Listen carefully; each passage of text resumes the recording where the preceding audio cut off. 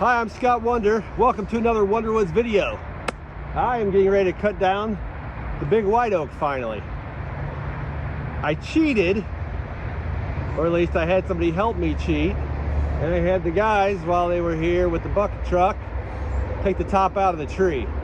I was going to do it without taking the top out, but it's very close to going across the road, and I said, I don't want to risk it. If I cut it and it falls in the wrong place, it could get to the road, could bounce on the road, obviously could hit a car, something like that. So I said, let's take the top out.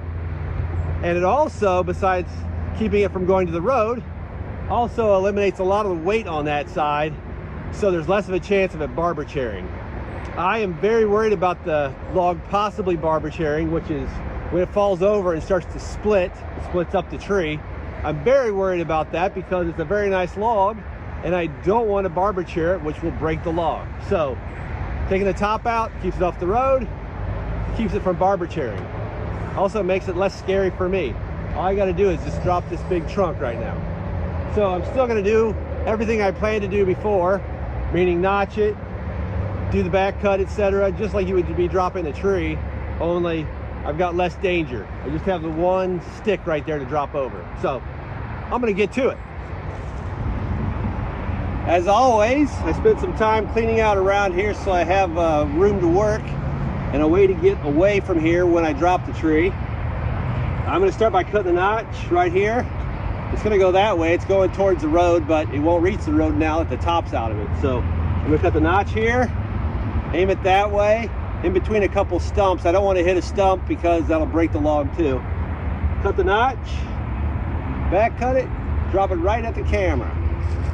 I might move the camera before that. When I cut a notch, the first cut I cut is the bottom cut, a nice flat one here you can see I'm starting with. I am paying attention while I'm doing it to try to aim at my target. I've got a target ahead of me that is in between two stumps. They cut the trees off and left two stumps about 3 feet tall that this tree could reach. And if it were to fall on that stump, either one of the stumps, it could possibly break. So I'm trying to get this to fall right in between those two. And I'm paying attention to the line on the chainsaw. There's a line right across the saw on the side and on the top. It's a black line, and that's what you kind of aim at your target. It's perpendicular to your blade, 90 degrees, so it shows you exactly where your hinge should make the tree fall if you do everything right. So I'm really looking at that and paying attention. Now this tree's a little bit wider than my saw, about a foot wider than my saw. It's 36-inch bar, and I have to come over and finish it on the other side. You can see I finished the notch, the bottom cut, and then I worked on cutting the top cut here. Now when I cut the angle cut, you actually have to cut, at least I feel like you do when you go to cut that angle, hold the chainsaw a little bit more of a steep angle than you think, like coming down more, because if you aim to go back, a lot of times it'll go back way too far and miss your bottom cut. The target is to make the notch about 1/3 of the depth of the log, and it's important to make the notch be nice and pretty. So this one takes a little bit of extra work. I edited the video some. You don't need to see me going back and forth to mess with the notch, but basically to make sure that the notch does its job and that it leaves the wood behind it in good shape, because you don't want to cut through too far and accidentally cut out some wood that you're planning on holding the tree in place, because you're making the hinge right there. If you remove wood that's going to hold it, you might get a surprise. So anyways, when I go to the back side, it's time to start working on the back cut. But before I do that, this tree's big enough that I do a couple side cuts, kind of line things up and give me a visual reference from one side to the other where the lines are going.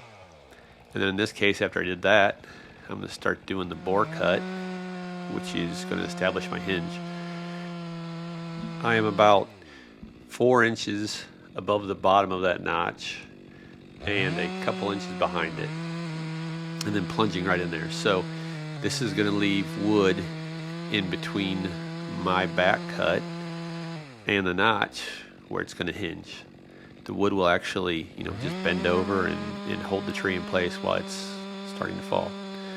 So then I cut the extra wood out, start working towards the back.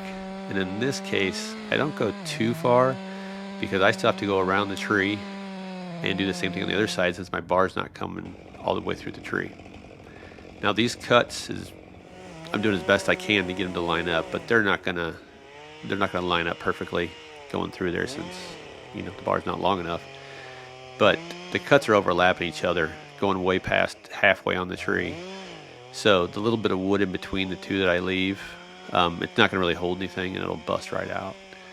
So I plunged in, coming around the side, making the back cut there, almost finishing it up, getting to where I feel like I can reach through. And then I come back to where I was originally on the top side and start cutting back, and then finally cut that trigger so it can fall, just like that.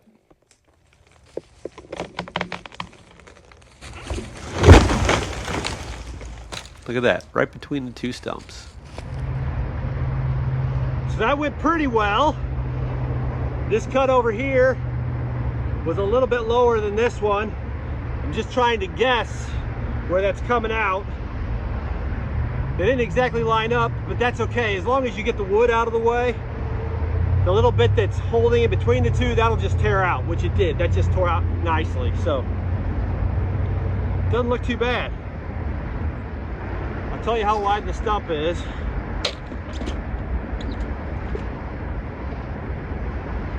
That's 36. So it's about 4 feet.